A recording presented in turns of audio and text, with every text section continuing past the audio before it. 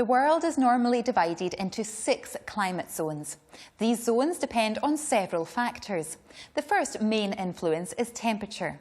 If a country lies near the equator, it tends to be hot. But if it's near the poles, it's normally colder. A country can also have a cold climate if it's very mountainous, with most of its land sitting well above sea level. Wind direction can also influence climate. If winds are being blown from a hot area, they will raise temperatures.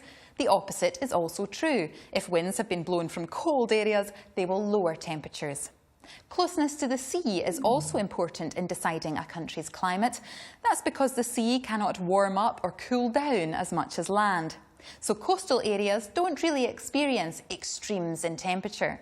But areas and countries well away from the influences of the sea can get very hot and very cold. Not every part of the world has the same seasons either. We have 4 seasons here in Scotland: summer, winter, autumn and spring.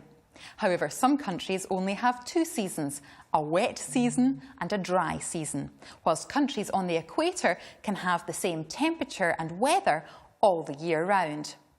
There are 6 different climate zones. These are temperate, where winters are cold and summers are mild; polar, where it's very cold and dry all year round; arid, where it stays dry and hot; tropical, where it stays hot and wet all of the year; Mediterranean, where the winters are mild and the summers hot and dry; mountainous, where it stays very cold throughout the year.